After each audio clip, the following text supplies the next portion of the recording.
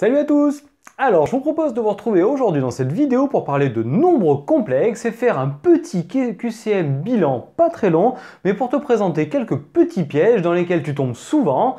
Et donc là, en fait, je te propose un QCM avec 3 questions. Il va falloir répondre par vrai ou par faux. Et donc, ce que tu peux faire dans un premier temps, c'est noter ces questions, répondre. Alors, par répondre, j'entends pas juste vrai ou faux. Si c'est vrai, ça se démontre. Si c'est faux, on donne un contre-exemple, on donne la correction, quoi. Donc là, a priori, tu es en terminale, en option maths expert ou encore en spécialité maths et tu as voulu approfondir pour l'année prochaine en vue d'un supérieur scientifique un peu costaud.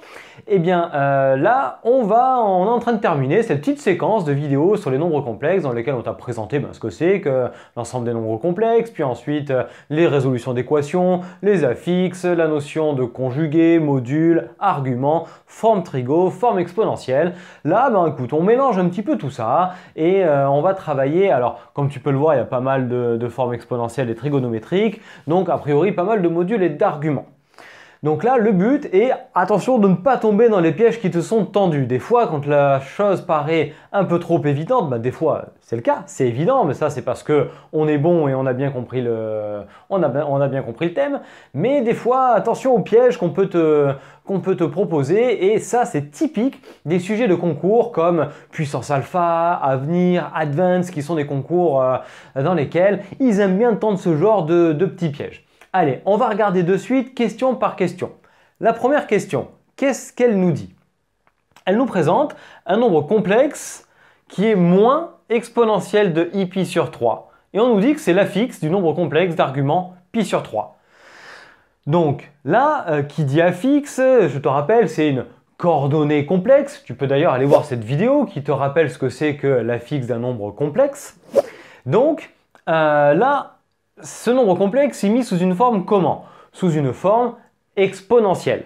Car tu sais qu'il y a la forme algébrique, la forme exponentielle et trigonométrique qui sont les 3 formes d'un nombre complexe. Tu peux d'ailleurs aller voir cette vidéo-là qu'on te met ici sur la forme trigonométrique et la forme exponentielle pour arriver à mieux comprendre, et peut-être que le fait de revoir cette vidéo, ça va te permettre d'arriver à dire « Allez, là il y a un piège ».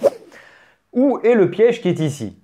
Eh bien, la forme exponentielle d'un nombre complexe, c'est de la forme r exponentielle iθ, où r, c'est le module du nombre complexe et θ, c'est l'argument. Donc, à première vue, on pourrait se dire, si un problème, c'est qu'il est sur r, parce que ici, j'ai un moins. Et je te rappelle qu'un module, c'est la distance entre l'origine et le point M. Une distance négative, ça colle pas, ça, a priori. Ça, je pense que, et j'espère que tu l'avais remarqué. Donc ici, tu peux te dire, tiens, oui, le problème c'est le module, mais l'argument pi sur 3, c'est OK. Donc peut-être qu'on peut penser à dire oui. Maintenant, on va regarder. Qu'est-ce qui se passe si on a ce moins 1 qui est devant? C'est quoi ce moins 1? On va regarder maintenant comment est-ce qu'on peut faire. On a un moins 1. À quoi c'est égal moins 1 dans l'ensemble des nombres complexes? Plusieurs façons de le faire, mais allez, je vais passer par une notation exponentielle encore. Moins 1, c'est le nombre complexe de module 1 et d'argument pi. Donc, pour le visualiser, pas très compliqué, tu te mets ici, tu sais que moins 1 est là, donc l'argument est ici, parce que l'argument, c'est l'angle qui est fait avec le vecteur u. Donc, je peux dire que moins 1, c'est égal à 1 exponentielle pi, ou encore, sans marquer le 1, exponentielle pi. Je peux donc remplacer du coup ce moins qui est devant mon exponentielle par exponentielle pi. Donc, z est égal à exponentielle pi fois, et on marque le reste, exponentielle pi sur 3. Exponentielle pi sur 3. Donc ici, c'est le moins 1. Et bien ensuite, quand on multiplie deux nombres complexes, cela revient à multiplier les modules et à ajouter les arguments. Je répète, assez important ça, lorsqu'on multiplie deux nombres complexes, cela revient à multiplier les modules et à ajouter les arguments.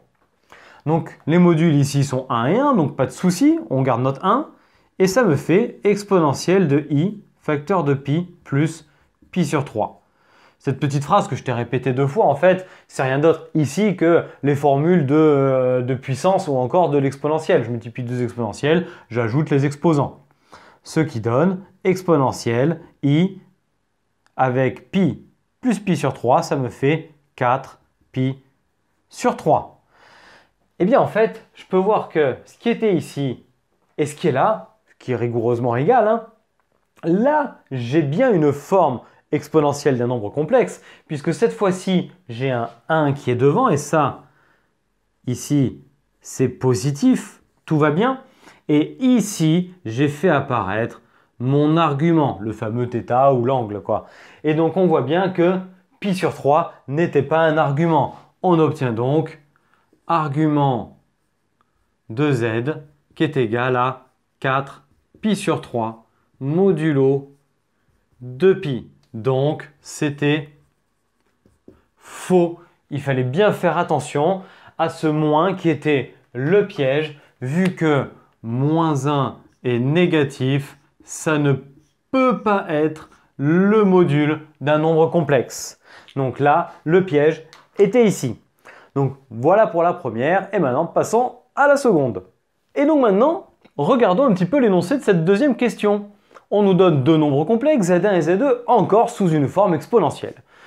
Le premier est bien sous une forme exponentielle et le deuxième aussi. On a bien ici quelque chose de positif qui est 1 devant et l'argument qui est pi sur 3 pour le premier, pi sur 4 pour le deuxième. Aucun piège dans ces formes-là. Et on nous dit que l'argument de z1 sur z2, c'est pi sur 12.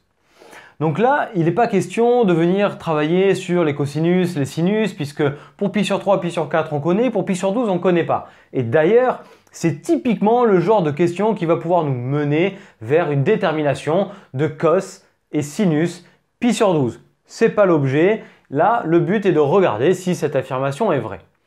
Donc à première vue, on dirait qu'on ne voit pas de piège. Est-ce qu'il y en a un ou pas? Donc regardons et on nous demande de faire l'argument d'un quotient. Et là, on a une division de deux nombres complexes. Eh bien, diviser deux nombres complexes, c'est diviser les modules et soustraire les arguments. Je répète, diviser deux nombres complexes, c'est diviser les modules et soustraire les arguments. Donc là, on va regarder bien ce que vaut l'argument de z1 sur z2 en utilisant la formule de l'argument. Donc, d'après le cours, argument de z1 sur z2, c'est égal à l'argument de z1 moins l'argument de z2. On utilise une des propriétés de l'argument, tout ceci toujours modulo de pi. L'argument de z1, on le regarde, c'est pi sur 3. Donc, pi sur 3 moins l'argument de z2, ici, pi sur 4, modulo 2pi. Réduction au même dénominateur, ce qui me donne 4 moins 3, 1, donc pi sur 12, modulo 2pi. Bon bah ici en fait tout va bien, on a fait le développement, on a trouvé la réponse qui nous était proposée, donc ici la proposition était vraie. Donc attention, il n'y a pas des pièges non plus tout le temps. Alors, on répète, pour déterminer l'argument d'une division de deux nombres complexes, étant donné qu'on connaissait les arguments de chacun de ces deux nombres complexes, on a pu faire la différence entre les deux arguments pour arriver au résultat. Allez, on passe à la dernière. On marque donc l'énoncé qui nous est amené avec z sous une forme trigonométrique cette fois-ci. Alors, attention, entre guillemets, parce que est-ce que ça, c'est bien une forme trigonométrique? Allez, réfléchis un petit peu. Peut-être que tu allais revoir la vidéo sur les formes trigo. C'est quoi? Qu'est-ce que c'est qu'une forme trigo? Eh bien, c'est quelque chose de la forme module facteur de cos θ plus i sinus θ. Et là, on voit le piège, il y a un moins ici. Donc, a priori, nous dire que c'est le nombre complexe de modules 2, bon, bah ça a l'air pas mal, mais d'argument pi sur 6, c'est pas sûr. Donc, forme trigo, déjà, bah, ça colle pas. Et l'argument, est-ce que c'est pi sur 6? On va voir. Donc maintenant, il faut que j'arrive à ramener ce nombre complexe sous une vraie forme trigonométrique. Donc le problème, il est ici. Ça, c'est un moins et c'est pas possible. Il faut un plus. Bon, et bien là, une méthode que je vais te proposer, c'est d'utiliser les formules d'angle associées.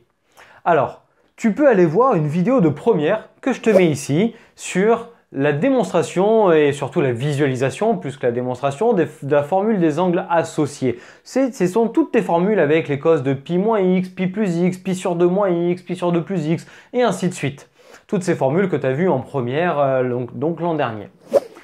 Donc en fait là, le but est de regarder un angle pour lequel le cosinus ne bouge pas et pour lequel le sinus est égal à l'opposé. Donc on pose le problème, on cherche le cosinus de quelque chose qui est égal à cos x et le sinus de toujours ce quelque chose qui est égal à moins sin x. Alors, on se creuse un peu, on réfléchit 2 secondes et là, l'astuce, si tu ne te souviens pas de ça, c'est de venir faire ton cercle trigo et de visualiser. Donc, on sait qu'on se met par rapport à un angle x, comme ceci. Et ce que l'on cherche, en fait, c'est avoir un angle x qui va me mener pour un cosinus identique. Le cosinus identique, je suis obligé d'aller par là. Et un sinus opposé. Eh bien, c'est pas mal ce point-là. Si ici c'est x, ici c'est moins x. Donc, en regardant le cercle trigonométrique, on sait que cos de moins x est égal à cos x et que sinus de moins x, c'est égal à moins sin x. Donc, on va pouvoir remplacer pi sur 6 par moins pi sur 6 et là, normalement, ça devrait nous faire apparaître quelque chose de plus sympathique. Donc, on a z qui est égal à 2, facteur de cos de moins pi sur 6. Je ne commets pas d'erreur puisque cos de moins pi sur 6, ça fait cos de pi sur 6. Plus i sinus de moins pi sur 6. Et là, le plus qui est ici avec la formule de sinus de moins pi sur 6 qui va me donner moins sinus de pi sur 6, je retombe bien sur le moins qui était là. Ce qui du coup me donne en conclusion la forme trigonométrique du nombre complexe de module 2 et d'argument moins pi sur 6 et non pi sur 6. Donc l'affirmation était fausse. Donc on avait la première était fausse, la deuxième était vraie et la troisième était fausse. Donc quels sont les pièges vers lesquels j'attire ton attention? Lorsqu'on a une forme exponentielle, il ne peut pas y avoir autre chose qu'un nombre réel positif devant. Donc ici il y avait un moins, ça ne marche pas. Si devant il y avait i, 2i, moins 3i, pareil, c'est pas possible. Il faut un nombre réel positif. Ensuite, ça c'était pas un piège, c'était pour te rappeler l'utilisation de la formule du quotient de l'argument en disant que c'était l'argument du haut moins l'argument du bas et tout allait bien, tombait bien sur pi sur 12. Et pour finir ici, on est allé vers une forme trigonométrique. Mais la forme trigo est de la forme r facteur de cos θ plus i sin θ et pas moins. Donc il suffit qu'il y ait un moins ici ou alors autre chose qu'un nombre réel positif là devant. Et pareil, ça ne pourra pas être une forme trigo et dans ce cas-là, il faudra venir travailler sur les formules qui vont nous permettre d'amener non pas l'argument que je viens lire ici parce que ça n'est pas l'argument, mais en utilisant les formules des angles associés pour pouvoir ensuite amener une vraie forme cos θ plus i sinus θ. Bon bien écoute, j'espère que tu n'étais pas tombé dans les pièges et que tu avais réussi à faire ces questions-là. Et donc je te remercie d'avoir suivi cette vidéo jusqu'au bout. J'espère qu'elle t'a plu et si tel est le cas, n'hésite pas à lâcher le petit pouce bleu vers le haut, ça fera toujours plaisir, à en parler auprès de tes amis et à venir la commenter. Puis ensuite à venir t'abonner à la chaîne en activant la cloche. C'est important pour la chaîne et ça te permettra d'avoir les notifications des vidéos à venir. Puis ensuite tu peux venir nous voir sur internet, nos réseaux sociaux Facebook et Instagram. Et d'ici à la prochaine vidéo, je te souhaite une très belle journée et je te dis à très bientôt. Allez, ciao à tous!